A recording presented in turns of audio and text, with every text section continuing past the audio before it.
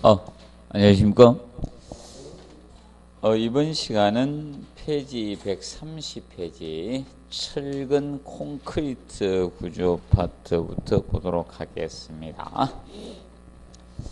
자, 이 철근 콘크리트 파트는 보통 세 문제 정도 많이 나오고 피크는 네 문제까지 나올 수 있는 파트입니다. 철근 콘크리트 구조는 세 문제에서 네 문제 사이로 출제될 수 있는 파트입니다. 자, 아파트의 주뼈대가 철근 콘크리트이기 때문에 얘는 그 정도 출제될 수 있다라고 보시면 됩니다. 그래서 이제 철근 콘크리트 구조는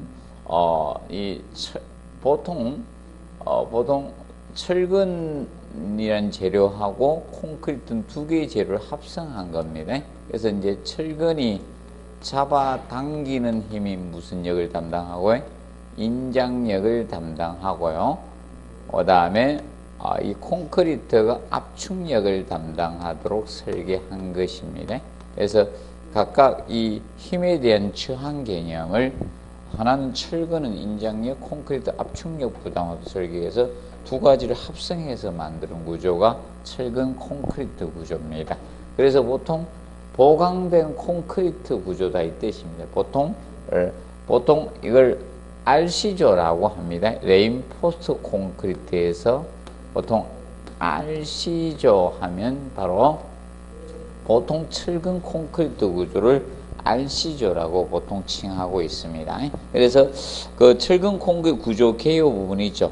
이 파트는 종합 문제가 나올 때 지문 형상으로 많이 출제되는 파트가 됩니다. 그래서 시험에 자주 언급이 되고 있습니다. 간단히 알아두시고요. 그래서 철근을 짜고 콘크리트를 부어 넣어서 일체식으로 구성한 라멘 구조의 개념이죠. 그래서 보통 라멘 구조라는 것은 이것을 라멘 구조라 했죠. 라멘은 독일어로 무엇이다? 철근 콘크리트란 뜻입니다. 독일어로 철근 콘크리트란 의의가 됩니다. 그래서 라멘 구조는 구성할 때 뭐가 구성돼야 된다? 구성 부재가 기둥이 있어야 된다 했죠. 기둥하고 다음에 포예요. 얘가 기둥포, 포가 꼭 들어가야 돼요. 기둥과 포. 슬래브는 기본적으로 있기 때문에 이 바닥판은 넣어도 되고 빼도 관계가 없어요. 이 슬래브는. 그래서 기둥포로 구성된 건 포가 꼭 들어가야 된다. 보통 포라는 것은 기둥과 기둥을 연결하는 수평 부재를 포라고 칭합니다. 그래서 이것을 명심해 두시면 되겠고요. 그래서 이것을 라멘 구조라고 합니다. 그럼 초창기에 이 라멘 구조가 만들어지고 나서 이제 다음에 만들어진 것이 바로 벽식 구조라고 칭했습니다. 벽식 구조. 자, 이 벽식 구조란 이 벽은 내력벽이라고 쓸 수도 있고요. 또는 전단벽 이렇게 쓸 수도 있습니다. 자, 보통 내력벽은 하중을 분담할 수 있는 벽을 무슨 벽? 내력벽. 그런데 전단벽은 수평하중까지 지진과 같은 이런 행력, 수평력까지 분담할 수 있는 벽을 무슨 벽이라고 한다? 전단벽이라고 칭합니다. 그러면 전단벽이 벽에서는 최고의 강한 벽이라고 보시면 됩니다. 자, 그래서 이 전단벽식도 내력벽식. 그래서 최근에 아파트가 전부 다 무슨 구조다? 벽식 구조가 주예요. 그래서 얘는 벽체하고 바닥판으로 구성된 거예요. 벽체하고 바닥판으로 구성된 구조가 벽식 구조라고 했습니다. 그 점을 기억을 해 두시고요. 그리고 2번에 인정척은 철근이, 압축척은 콘크리트가 부담하도록 설계한 것이 구조의 개념이고, 그 다음에 철근 콘크리트 구조의 성립 이유 개념이 나옵니다. 먼저 철근과 콘크리트의 성립 이유에서 성립 이유적인 측면에서 다룰 때 1번 지문이죠. 1번은 시험에 자주 언급이 되었습니다. 철근과 콘크리트의 선팽창계수. 자, 온도가 상승함에 따라서 원래 단위 길이에 대해서 신장 늘어난 거의 얼마 비를 나타낸 것이 선팽창계수입니다. 쉽게 늘어나는 비율이 무엇이다? 선팽창계수. 온도가 올라가면 늘어납니까? 줄어듭니까? 제가 고기를 너무 높은 온도에 구우면 나중에 쪼그라들지만 기본적으로 일반 기온 상승에 대해서는 있죠. 온도 상승에 대해서는 늘어나겠죠. 그게 선팽창계수 또는 열팽창계수라고도 합니다. 열팽창계수. 얼마나 늘어났는가 비율을 따지는 것이 이거죠. 선팽창계수, 열팽창계수입니다. 반대로 줄어든 비율을 따지는 것이 무엇이다? 수축계수예요. 수축계수. 그래서 이 선팽창계수나 수축계수는 이 개념은 철근과 콘크리트 이제 돌아가면서 계속 지문내요. 얘들은. 그래서 이것은 철근과 콘크리트가 거의 뭐다? 유사하다. 거의 같다는 거예요. 거의 같다 또는 유사하다. 같은 맥락이면 돼요. 그래서 지금 현재 지문을 4번째 썼어요. 한 번은 선팽창계수 썼다가 한 번은 열팽창계수 썼다가 수축계수로 썼다가 신경 쓰지만 늘어나는 거나 줄어드는 비율은 거의 뭐다? 같다. 유사하다. 비슷하다. 이렇게 쓰는 거예요. 한 번은 단어를 예를 썼다가 이거 썼다가 이거 썼다가 근데 답은 주고도 안 됩니다.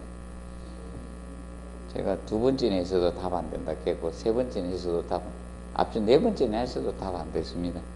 답은 주고도 유도 안 시킵니다. 그래서 저거하고 비교하시면 돼요. 거기 5번에 보면 무슨 계수가 나와요? 예, 그래서 얘가 답이 될 수가 있어요. 이 탄성계수. 자, 탄성계수는 영계수입니다. 영계수라고도 하고요. 그래서 철근과 콘크리트 탄성계수는 자, 이겁니다. 탄성계수라는 것은 자, 이것을 탄성계수라고 합니다. 이 제축 방향. 자, 이 부재의 축을 길이 방향을 마다 제축이라고 했죠? 축 방향입니다. 그러면 제축 방향에 대한 응력도에 대해서 제축 방향 응력도에 대해서 이겁니다. 그 직각 방향의 변형도를 나타낸 게 탄성계수예요. 이 변형도. 자, 그러면 철근하고 콘크리트 재료가 자, 여기 하중을 가했을 때 자, 잡아당겼다 가정합시다. 인장 응력을 가했을 때 반대 방향으로 변형이 얼마나 생기냐 이겁니다. 변형도를 나타낸 거예요. 그럼 철근이 변형이 생기기, 자, 변형은 발생하죠. 콘크리트는 잡아당겨 버리면 어떻게 됩니까? 그냥 균열 갑니다. 크랙이 팍 가버리지. 줄어드는 비율은 없다는 게 반대 방향으로. 직각 방향이. 그래서 쉽게 이쪽으로 힘을 생겼을 때 이쪽 방향 변형이 많이 생기는 게 탄성계수가 좋은 거예요. 그러면 이쪽으로 변형이 적은 것들이마다 탄성계수가 어떻게? 낮은 것들이다. 이렇게 보시면 돼요. 그럼 예를 들어서 분필 것들,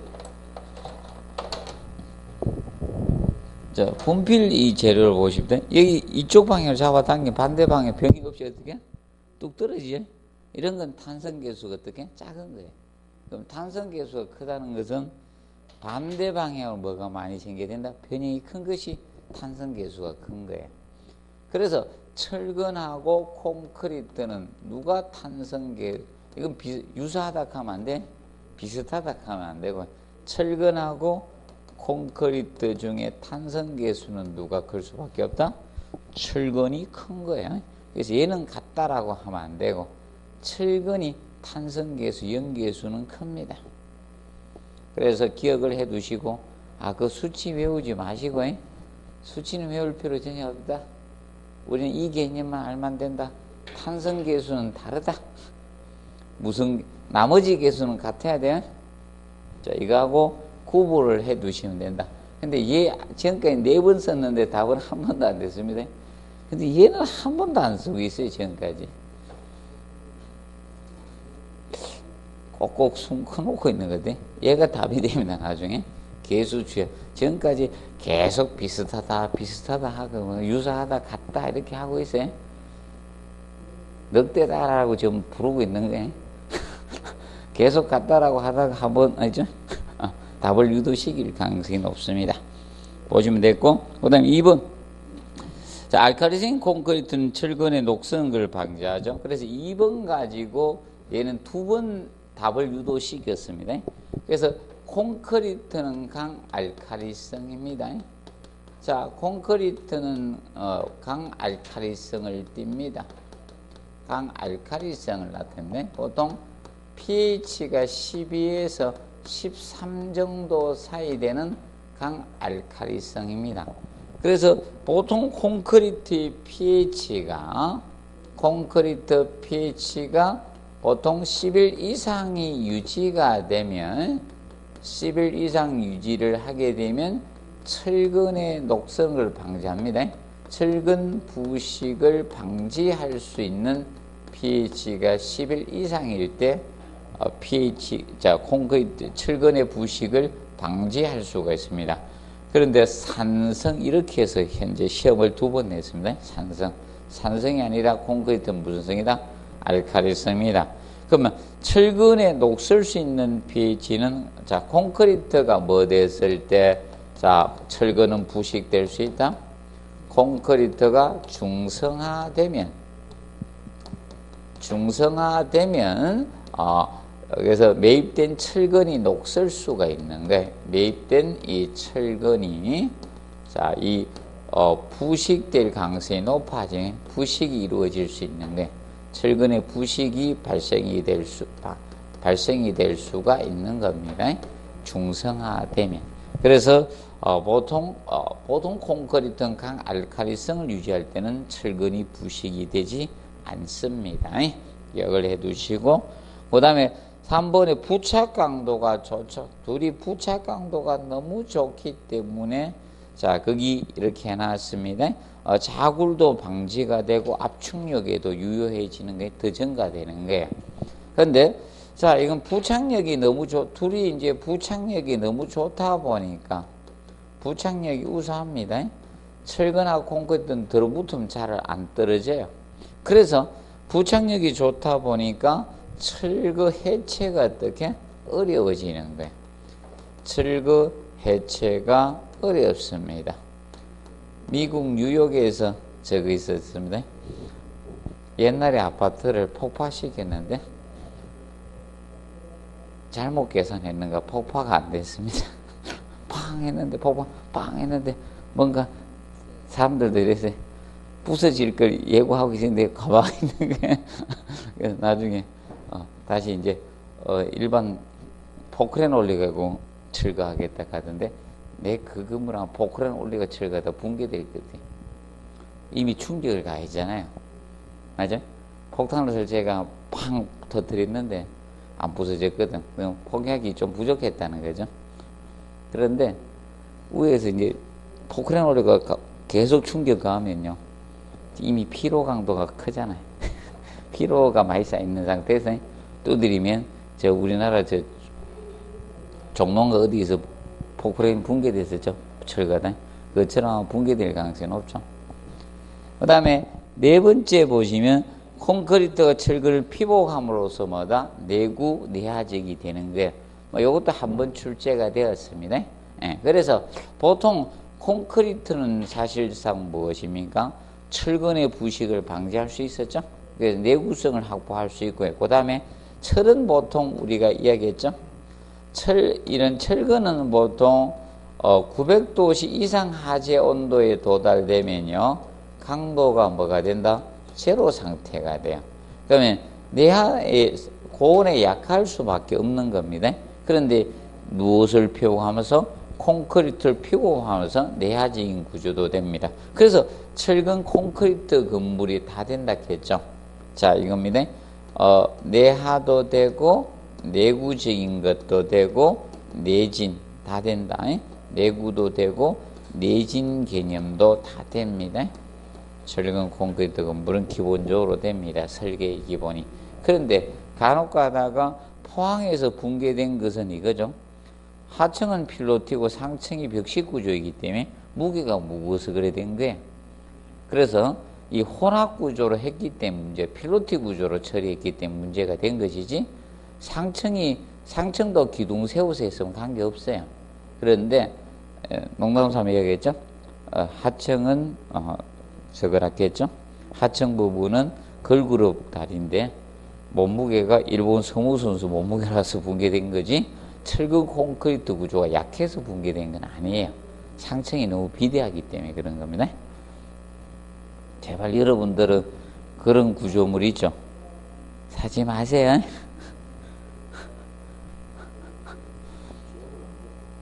명심하세요. 1층이죠. 필로티 구조로 해가지고 위에 막 지은 거 있죠. 그거 사지 마세요. 그런 건 제발 사지 않도록 하십시오. 한 방에 갑니다. 그리고 6번에 콘크리트는 압축력에 대한 저항이 많거나 인장력에는 약합니다. 그래서 콘크리트가 압축력 부담하도록 된 거예요. 그리고 철근이 보강해 준 겁니다. 그리고 7번은 철근은 압축력과 인장력에 대한 거의 같은 강도를 가져요. 근데 문제가 이거죠. 철근은 가늘고 길게 뽑기 때문에 뭐가 생길 수 있다? 자굴이 생길 수 있는데, 그걸 콘크리트가 피복해 줌으로써 자굴을 방지할 수 있도록 해준 겁니다. 정리해 두시고, 그 다음 밑에는 허용옥력 설계법과 극한강도 설계법은 할 필요가 없습니다. 옛날에 책에 써놨었는데, 자, 이거는 사실상 10회 때 출제를 했는데요. 10회 때 출제했는데, 이의 신청하니까, 이거 문제가 돼가지고 모두 답을 했어요. 그러니까 이건 건축 일반 구조의 개념은 아니다, 이렇게 해서 모두 정답을 처리해 줬어요. 그때 10회 때 시험을 굉장히 어렵게 냈습니다. 그 다음 넘겨서 보시면 132페이지 콘크리트 중성화, 이것은 두 번 기출이 되었습니다. 두 번. 콘크리트 중성화는 이 개념이에요. 자, 철근을 누가 피복하고 있다? 콘크리트가 피복을 하고 있어요. 철근을 이렇게 있으면, 안에 철근이 있으면 콘크리트가 피복을 하고 있는 거예요. 그러면 그래서 물속도 관계가 없는 거예요. 뭐 교량에도, 교량은 하천에 이런 교량이 있으면 다 철근이 부식되고 교량이 붕괴되네, 붕괴 안 되는 이유가 콘크리트가 피복하고 있으면 물에 있어도 관계없어요. 뭐만 유지하면 된다? pH가 11 이상만 유지하면 철근이 부식이 안 돼요. 물속에 있어도. 그럼 콘크리트가 피복하고 있는데, 이때 공기 중에 이 탄산가스가 약산성이거든. 얘하고 반응을 일으키는 거야. 탄산가스하고. 근데 콘크리트는 수산화 칼슘 성분이에요. 콘크리트가 수산화 칼슘 성분이어서 pH가 12에서 13 정도 되거든요. 이 정도 되기 때문에 녹슬지 않고 있는 겁니다. 근데 얘하고 반응을 일으키는 거예요. 두 가지가 반응을 일으키면서 이것이 수산화칼슘에서 탄산칼슘으로 바뀌는 거예요. 탄산칼슘. 그래서 사람도 나이 들어가면서 중성화되죠. 여성화된 건 아니에요. 남자가 여성으로 되고 여성이 남성으로 바뀌는 건 아니죠. 중성화, 중간 성질을 띠죠. 그래서 자, 나이가 들수록 할머니들의 목소리가 자꾸 커지고 있죠. 할아버지도 눈물이 생기고 애들을 좋아하고 그런 중성화적인 성격이 때문에. 그래서 보통 젊었을 때 자기 애들 안 보던 애들이, 안 보던 있죠. 할아버지들이 누굴 좋아합니까? 손주들은 되게 좋아하는 이유가 그거죠. 중성화되어 가는 거예요. 탄산칼슘화된 겁니다. 그 탄산칼슘이 pH가 8.5에서 10 정도 되는 거예요. 이것을 콘크리트의 뭐다? 중성하라고 해요. 그러면 중성하라는 개념은, 이 중성하는 자, 중성화의는 바로 콘크리트가 강알칼리성을 상실하는 거예요. 콘크리트가 강알칼리성을 상실하는 겁니다. 강알칼리성을 상실하는 것입니다. 상실하는 것이 콘크리트의 중성화 개념이에요. 탄산칼슘화 된다. 그래서 중성화라고도 하고 탄산화라고도 해요. 중성화 또는 탄산화라는 문장을, 콘크리트가 강알칼리성을 상실하는 것을 콘크리트의 중성화라고 해요. 그러면 콘크리트의 중성화의 진행은, 그러면 중성화 진행은, 자, 이렇게 됩니다. 중성화 진행은, 자, 표면에서 내부로 진행이 되네.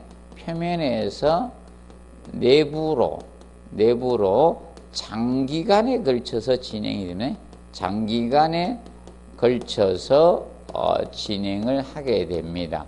이거는 한꺼번에 팍 생기는 것이 아니고 장기간에 걸쳐서 진행이 됩니다. 장기간에 걸쳐서 진행이 됩니다. 그러면 중성화 판정은 보통 어떻게 하느냐? 자, 중성화 판정은, 자, 보통 페노포틀레인 용액을 살포해서 하게 됩니다. 그러면 콘크리트 코어를 채취해요. 때려 부숴가지고 할 수는 없잖아요. 그러면 사실 이겁니다. 여러분들이, 자, 이겁니다. 정비 사업을 할 때 주택 재건축 사업이나 이런 걸 할 때 안전진단 요소가 있습니다. 안전진단을 할 때 그때 이 콘크리트 중성화 측정을 합니다. 그러면 이 강도 측정하고 몇 가지 요소가 있습니다. 저는 한 번도 안 따라다녔습니다. 안전진단. 옛날에는 안전진단 기관이 없을 때 대학교에서 사람, 이제, 대학원, 거기 교수들하고 몇 명이 구성돼서 그 안전진단을 해로 다녔었거든요. 가자고 할 때 저는 강의해야 돼가지고 바빠서 안 다녔는데, 그러면 이 콘크리트 중성화는 이겁니다. 이 콘크리트 코어를 채취해가지고 여기에다가, 자, 이 페노포탈레인 용액을 갖다가, 페노포탈레인 용액을 갖다가 살포를 해요. 살포를 해서 뿌립니다. 뿌려서 색깔 변화를 봅니다. 이 페노포탈레인 용액은요, 강알칼리성하고만 반응을, 지시액입니다. 그래서 보통 여러분들 옛날 산성이야, 염기성, 알칼리성이야 구분할 때 뭐지? 지시액입니다. 그러면 이걸 용액을 살포해서 색깔이 이렇게 변하는데, 적색 톤으로 붉은색 톤으로 변한 데는 적색 톤으로 나타나는데, 여기는 아주 강알칼리성이다. 이게 중성화가 안 됐다는 거야.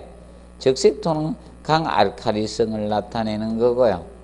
그러면 무색으로 반응하는 데 있죠. 색깔 변화가 없더라. 무색으로 나도 색깔 변화가 안 생기면 이거는 콘크리트가 중성화가 된 거야. 콘크리트 중성화가 이루어진 거예요. 그래서 중성화 깊이를 측정을 하게 되는 겁니다. 그렇게 해서 나타냅니다. 그러면 색깔 변화가 없으면 뭐가 된 거다? 중성화된 거고, 콘크리트에 지시액을 뿌리는데 붉은색으로 변하면 뭐다? 강알칼리성을 나타내는 거야.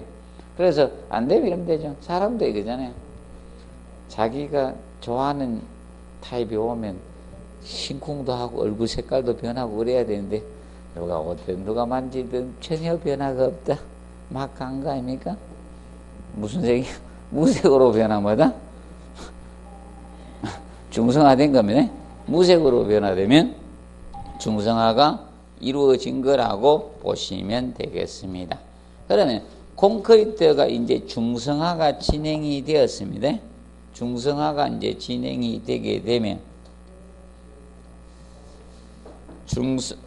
3번까지 했죠.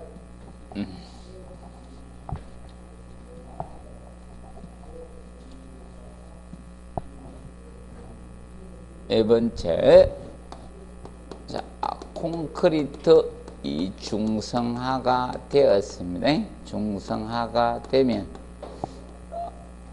이제 이거죠. 콘크리트 중성화는 콘크리트의 강도 변화는 거의 없어요. 콘크리트 강도 저하는 거의 없습니다. 거의 없다. 강도는 유사하다는 게, 그러면 수산화칼슘이든 투산화칼슘이든 탄산칼슘이든 콘크리트 압축 강도가 변화가 생기는 건 아니고요. 그런데 콘크리트 중성화가 됐으면 철근의 부식이 되는 거야. 이 철근 부식, 이 문제점이네. 철근 부식이 돼서요. 철근 부식이 되면 이것이 최적 팽창을 가져와요. 최적 팽창을 가져오는 거예요. 최적 팽창이 2.5배 정도의 최적 팽창을 가져와요. 그러니까 콘크리트에 뭐가 생기는가 하면 균열이 생기는 거예요. 이제 이게 문제예요. 이걸로 인해서 이제 문제가 생기는 거예요. 콘크리트에 균열이 생기면 균열 사이로 탄산가스나 물이 침투될 가능성이 높죠. 그래서 그걸로 인해서 문제가 생기는 거예요. 콘크리트 균열이 생기면 이 균열 사이로 자, 저것이 침투가 됩니다. 탄산가스나 물이 침투가 되는 거예요. 탄산가스, 이 물이 섞여 침투가 된, 물이 이제 침투되니까 나중에 중성하고 균열을 촉진시키는 거예요. 중성하고 균열이 촉진되는 거예요. 촉진이 됩니다. 그렇다 보니까 철근과 콘크리트의 뭐다? 부착력이 떨어지는 거예요. 철근과 이 콘크리트의 부착력이 떨어지는 거야. 부착력이 떨어지니까 나중에 건물의 붕괴로 가져올 수 있는 거야. 이래서 이제 문제가 발생이 되는 거야. 그래서 철근만 팽창만 안 되면 관계, 녹슬어도 팽창만 안 되면 별로 관계 없는데, 오래 버틸 수 있는데, 그런데 실제 이거 진행이 되더라도요, 건물 잘 붕괴 안 돼요. 진짜 철근 콘크리트 건물이 진짜 뭐 철근 다 보여, 녹슬어 가지고. 그런 건물도 아주 버티고 있어요. 거기 사시는 분도 있어요, 아직. 왜 그런가 하면 제가 옛날에 봤거든요. 어렸을 때 봤는데, 뭐 재개발도 했긴 했겠지만, 철근 보이는데, 서울이죠? 여기 있는데, 살고 계시더라고요. 보면 철근이 막 뚝뚝 보여, 밑에 균일이 가가지고. 그런데도 잘 붕괴가 안 되는데요. 얼마나 부실 공사했으면 붕괴됐을까요? 삼풍백화점. 지은 지 5년 만에. 자, 기억하시면 됩니다. 그래서 이게 콘크리트 중. 그러면 자, 여기에 대해서 거기 지연 대책 나오죠. 그래서 지연 원인가, 자, 빨라지는 경우도 있고, 자, 거기 페이지 133페이지 콘크리트 중성화의 무슨 대책? 지연 대책에 대해서, 방지 대책에 대해서 공부를 좀 해 놓으십시오. 그러면, 자, 뭐의 침투로 발생했다? 뭐가 침투해서? 탄산가스가 외부에서 침투해서 생기는 거예요. 그러면 그 침투하는 속도를 늘려주면 되는 겁니다. 그래서 1번, 마감재 사용하라 이거죠. 타일, 돌붙임 등의 마감재를 사용하라. 그 마감재를 사용해주면 다 돼요, 마감재는. 그러면 저거 도장하는 것도 되는 거예요, 도장도. 그래서 우리는 저겁니다. 사람은 얼굴에 피부 노화를 방지하기 위해 선크림을 바르죠. 선크림을 바른 것은 피부 노화는 방지할 수 있겠지만 그걸 바르면 비타민 D가 생성이 안 돼요. 비타민 D. 그래서 나중에 이제 뼈마디가 문제가 생깁니다. 그래서 연세 들수록 비타민 D를 처방해 주죠. 골다공증 걸린 사람들 전부 다 비타민 D 드시죠, 맞아? 선크림을 바르면 비타민 D 형성을 못 합니다. 건강상은 사실 안 좋습니다. 피부 노화를 방지하기 위해서 얼굴에만 바르고 딴 데는요, 바르지 마세요. 맞아요? 특별한 이유죠. 그리고 저거 제발 하지 마세요. 건물 내에서 있잖아요. 건물 내에서 일광욕 한다고 햇볕 받고 있는 사람들 있죠. 아무 효과 없어요. 아니, TV 나오대 나는 충분한 햇볕을 쬐다 이러면서 뭐 안에서 한 20분 정도 태양빛 쬐고 이러는데 아무런 효과 없습니다. 네. 그래서 이제 저거 두 가지 강선만 많이 받는 거예요. 적외선하고 가시광선만 받고 자외선 하나도 안 받습니다. 자외선을 받아야지 비타민 D가 형성됩니다. 자외선 파장 중에 건강선, 원래 도로노선이란 파장이 있어요. 290에서 320 나노메타 파장에 그걸 건강선 이렇게. 그 건강선을 맞아줘야지 비타민 D가 형성이 되고요. 그 다음에 이제 백혈구라든지 있죠. 이런 것들이 많아지는 요소가 됩니다. 그래서 건강해지는 거예요. 병도 잘 없고요. 그 햇볕 안 쬐는 사람들이 안 건강한 이유가 그거예요. 자, 기억하시고, 그 다음에 피복 두께를 어떻게 증가하나? 피복 두께 두꺼우면 철근에 녹서는 시기를 늦출 수가 있는 게, 보통 철근에 이제 녹서는 시기가 이겁니다. 피복 두께 2cm면요.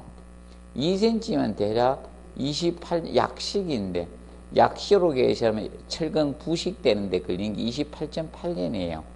3cm 정도 되면요, 64.8년 정도 나와요. 그 다음에 5cm가 되면 180년 정도 나와요. 왜 그런가 하면, 밖에서 뭐가 침투해 들어가야 되니까? 탄산가스가 침투해 들어가야 되니까 느려지는 거예요. 밖에서 침투해 들어가니까 두께가 두꺼울수록 오래 갑니다. 그렇게 보시면 됩니다. 피복 두께를 몇 cm로 설계했냐에 따라서 달라지는 거예요. 자, 그리고 거기 부재 단면을 어떻게 크게 해야 돼요. 부재 단면이 크면 안에 석회 성분이 많잖아요. 그러면 계속 공기 중에 석기를 흡수해서 강알칼리성을 유지할 수 있는 거예요. 수산화칼슘을.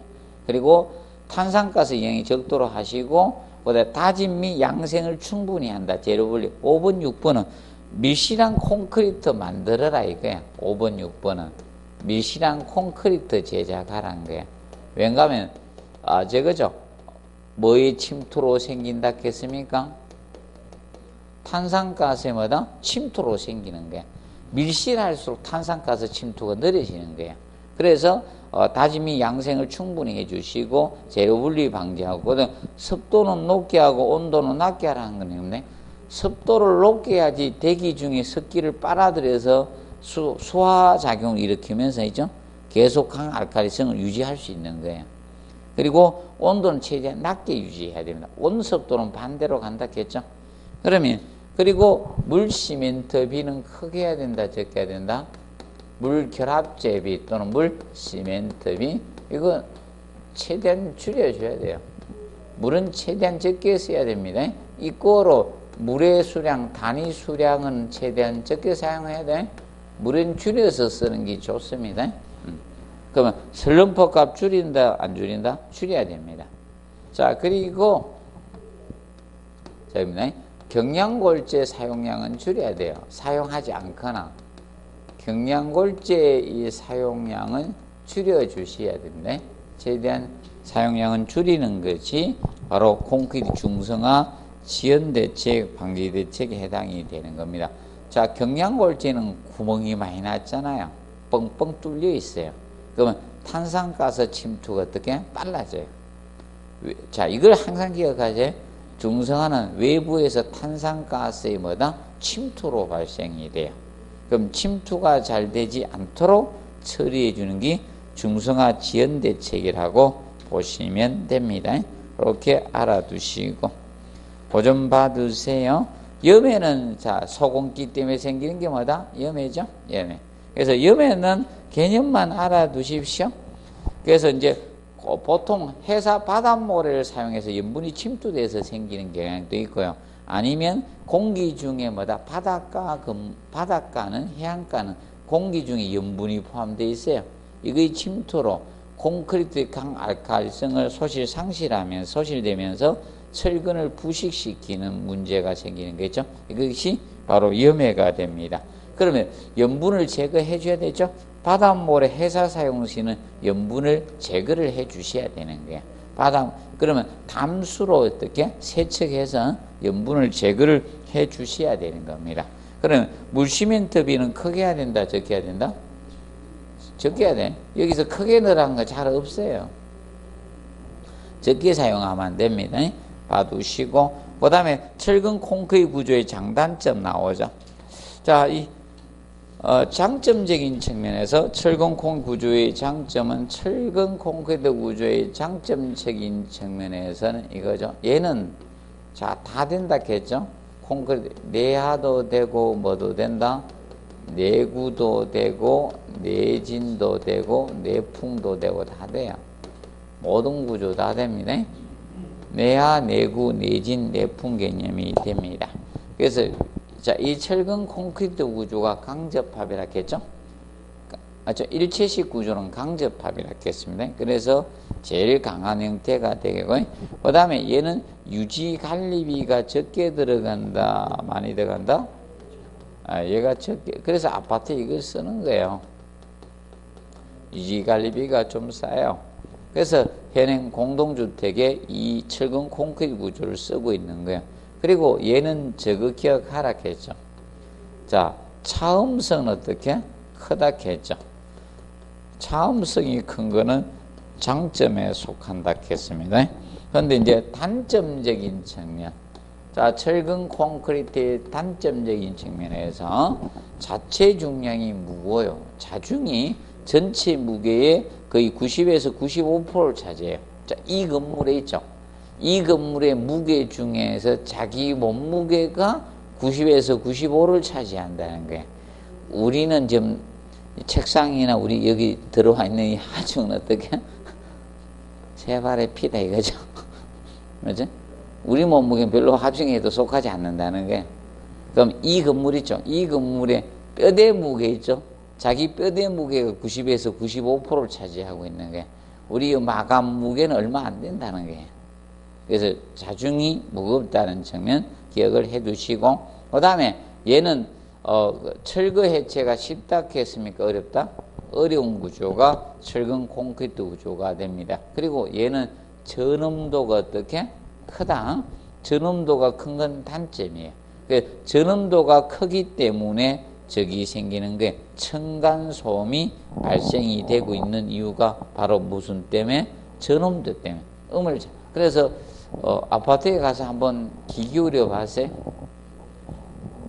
아파트 벽이나 바닥에 귀를 딱 대면 소음이 막 들린다는 거. 못 듣던 소음이 막 들립니다. 귀를 딱, 전음도 굉장히 음을 재. 그래서 우리가 아파트 층간소음이 생기는 것이 바로 이거라겠죠? 전음도가 크기 때문에. 쿵 소리가 나지, 위층에 목소리가 들리는 것이 아니죠? 그것이 전음도가 크기 때문에 문제가 생긴 겁니다. 자, 그리고 135페이지 보시면 콘크리트가 나온다. 자, 콘크리트 재료는 시멘트. 자, 그래서 여러분들 이겁니다. 콘크리트는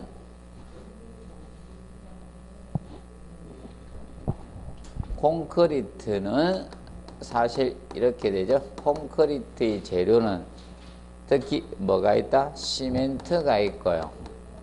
시멘트가 있고, 그 다음에 무엇이 있다? 물이 있고, 얘하고 반응이 이렇게 하니까, 그리고 물로 비벼야 되죠.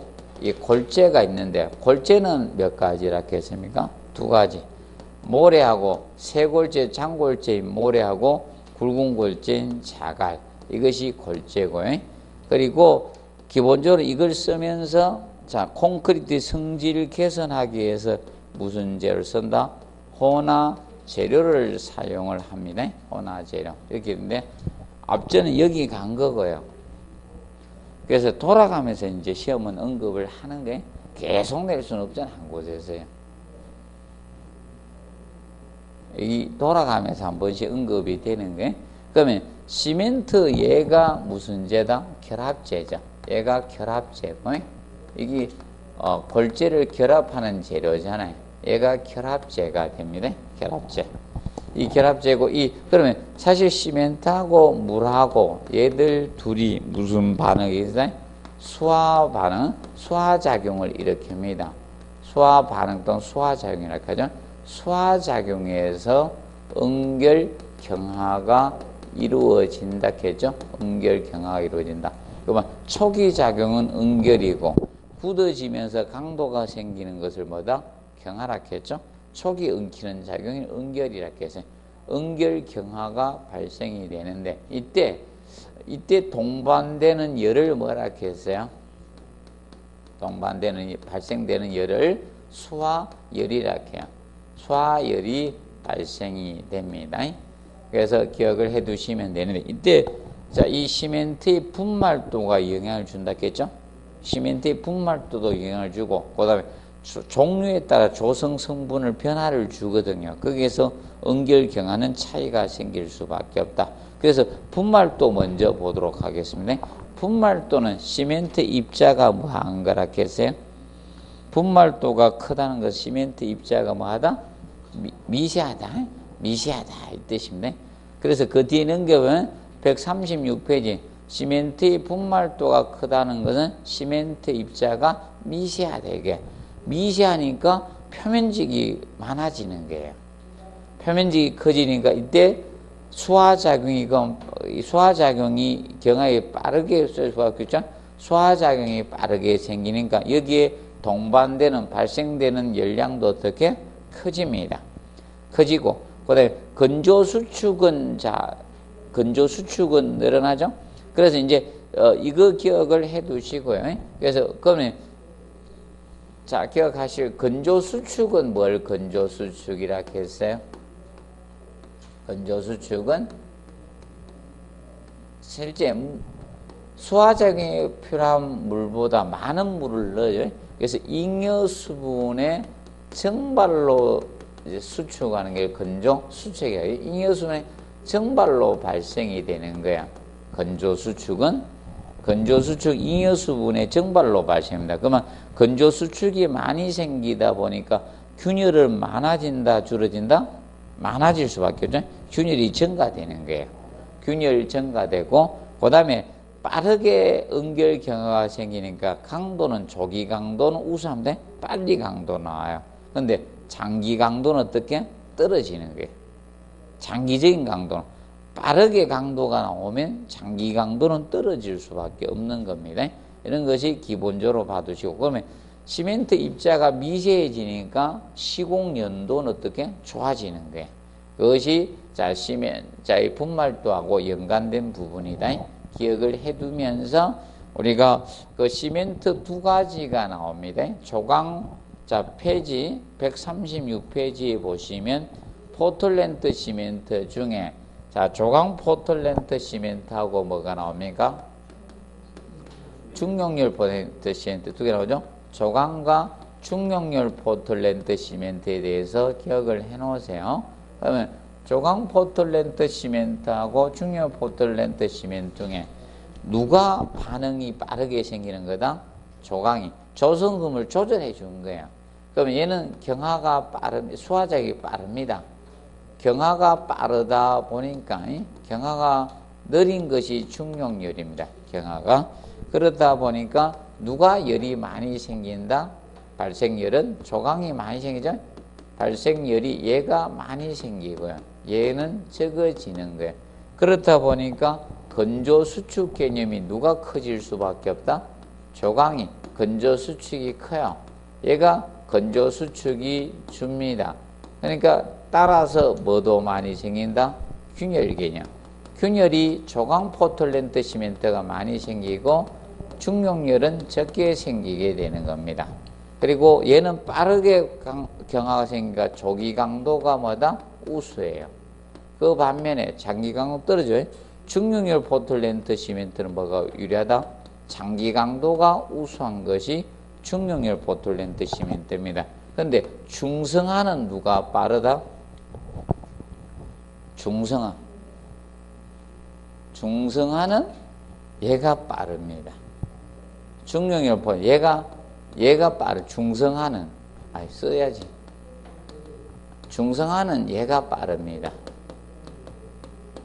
얘가 중성화는 느립니다.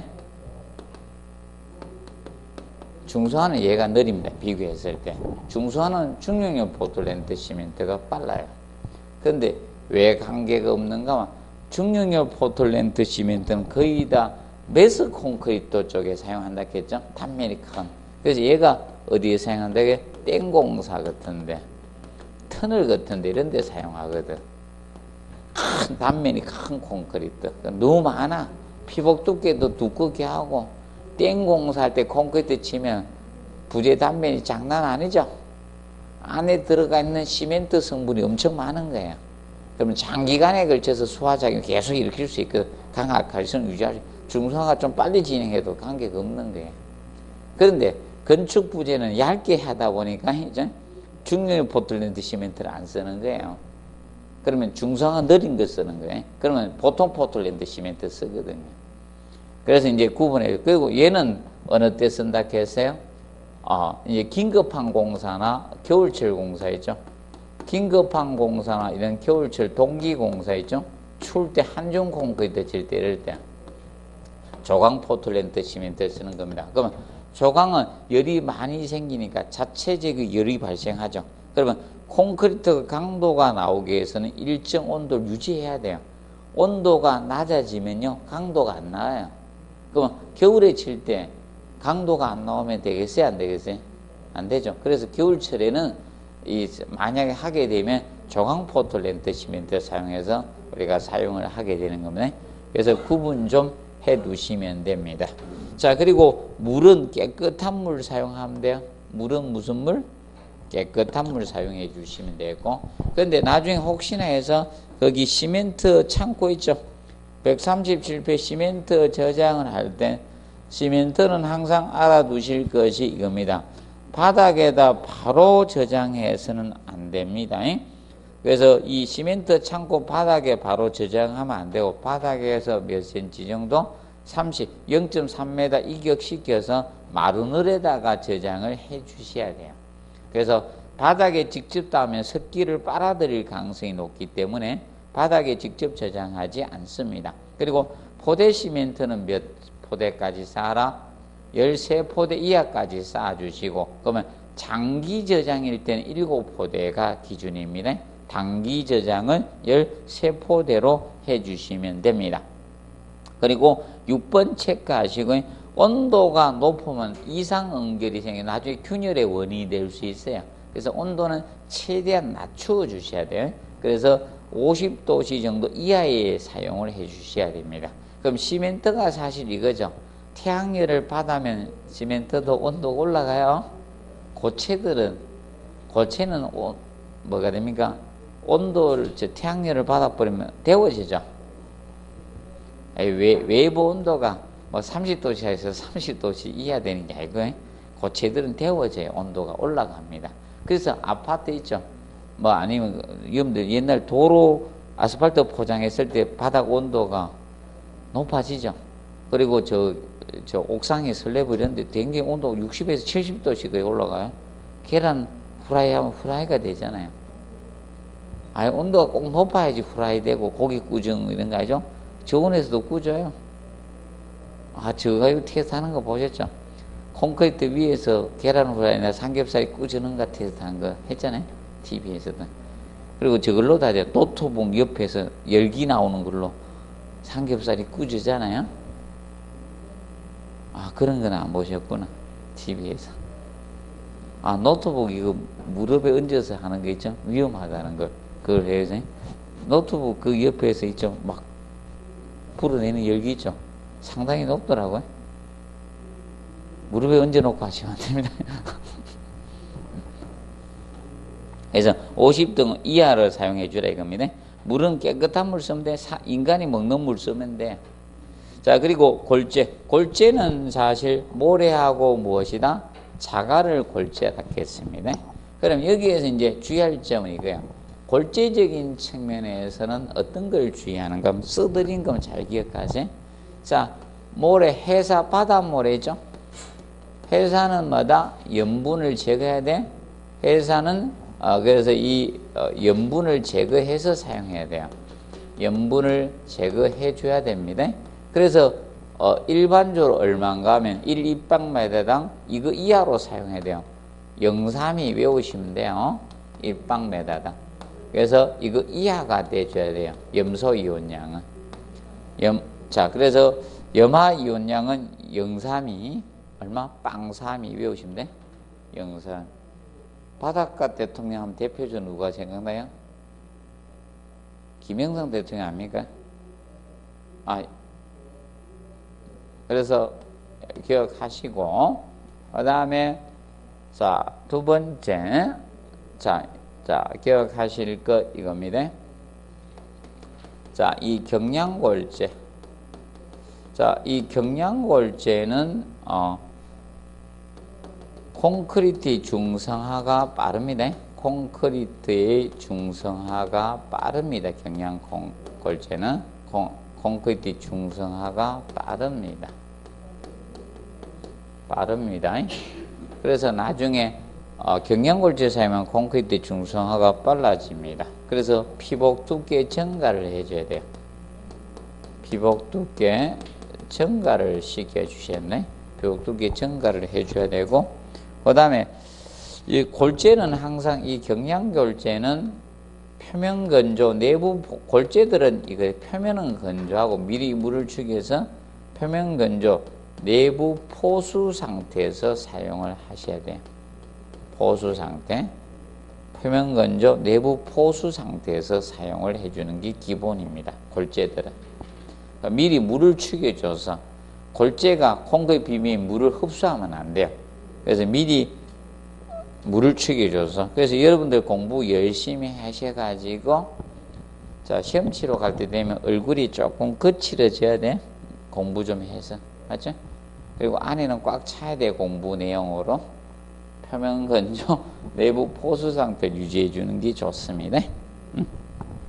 자, 그리고 세 번째, 자 우리가 이 강자갈을 쓰는 게 강가에서 채취한 강자갈은 구형이죠. 약간 둥글입니다. 강자갈이 이 쇠석보다 시공 연도가 좋아지죠. 강자갈이 쇠석이란 것은 깬 자갈, 암석을 파쇄해서 만드는 거다. 쇠석입니다. 강자갈이 쇠석보다 시공 연도가 좋아집니다. 시공 연도가 좋습니다.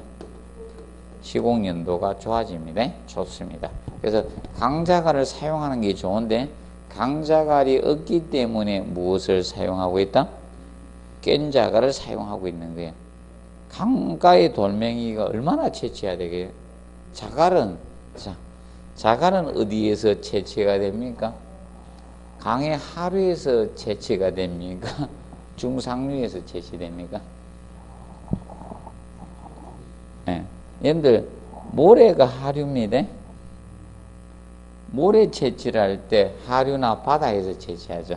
가벼우니까 퇴적되는 거죠. 맞죠? 물의 속도가 빠른 가벼운 놈도 그냥 내려가죠.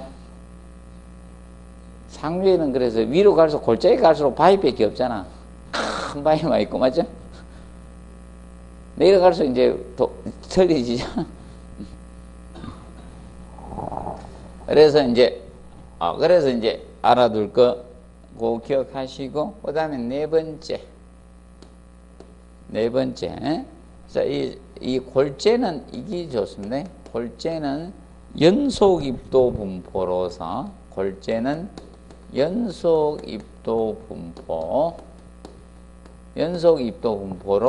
실정률이 커야 돼요.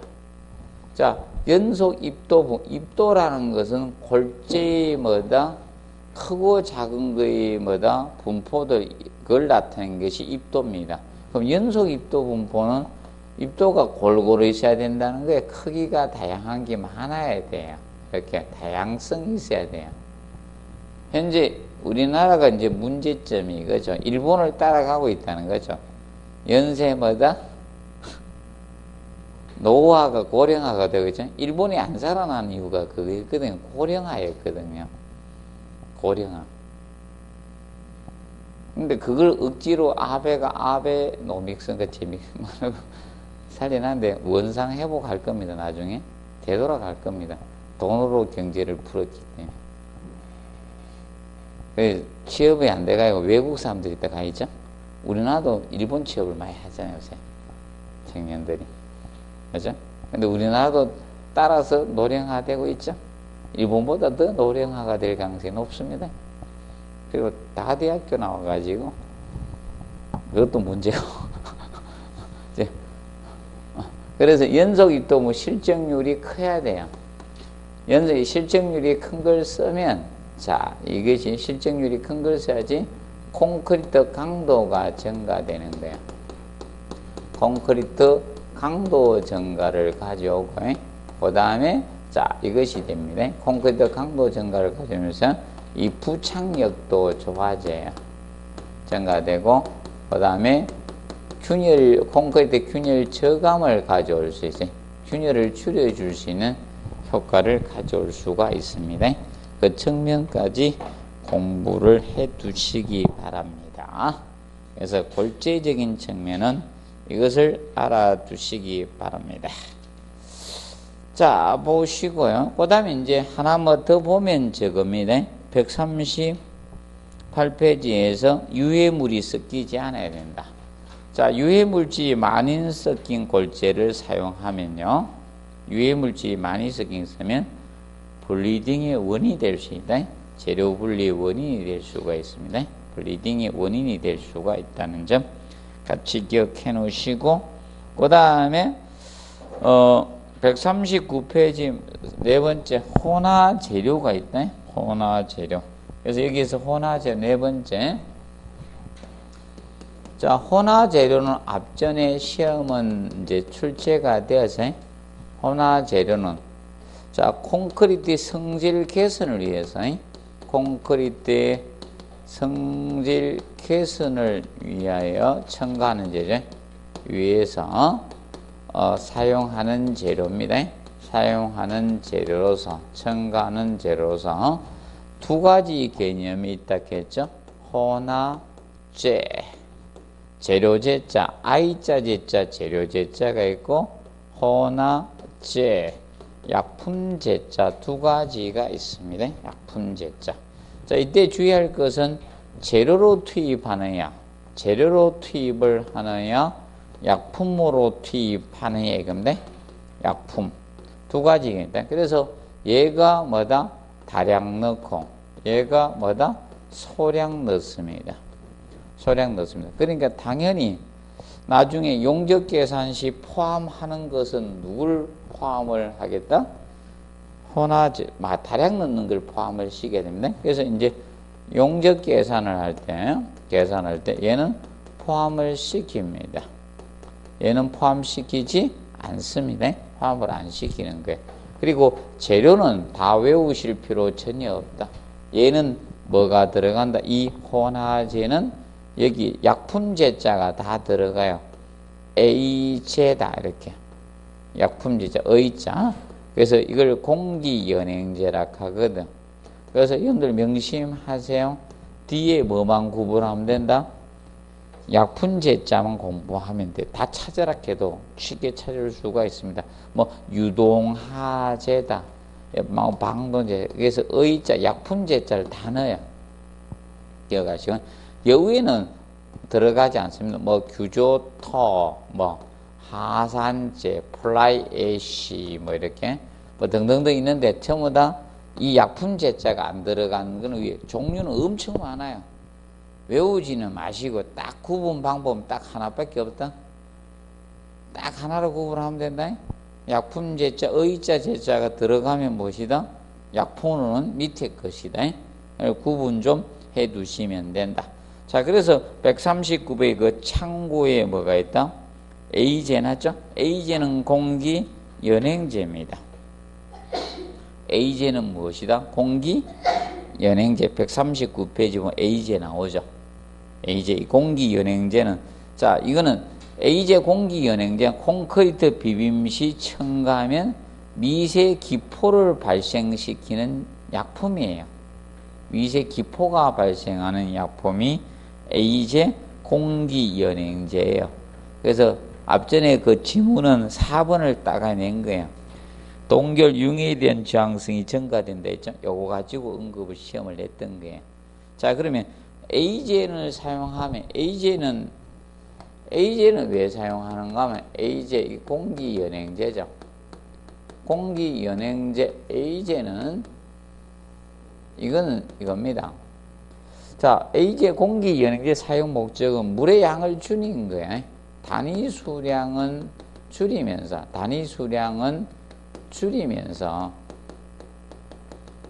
줄이면서 이 콘크리트 시공 연도를 좋게 하겠습니다. 시공 연도를 좋게 하기 위해서 사용하는 거예요. 하기 위해서 넣어주는 약품이 A제 공기연행제. 그럼 기포가 볼 베어링 작용을 해서 물이 없어도 공사를 쉽게 할 수 있도록 해주는 반죽을 질게 해서 잘 들어가도록 해주겠다는 겁니다. 이것이 바로 A제 공기관계고, 물을 적게 쓰니까 그거 나오죠? 단위 수량을 줄이면서도 시공용도를 좋게 해주는 거예요. 그리고 그래 물을 적게 쓰니까 뭐도 감소된다? 블리딩 감소되고, 그래서 동결 융에 대한 저항성도 증가되는 거예요. 그리고 수밀성이 정대되고 발량이 감소. 물을 뭐다? 적게 쓰니까 이제 시멘트하고 수화작용도 어떻게 적게 생기는 거죠. 그렇게 해주겠다는 겁니다. 정리해 두시고, 그 다음에 콘크리트 배합 개념 있죠? 여기서부터는 잠시 휴식하고 하도록 하겠습니다.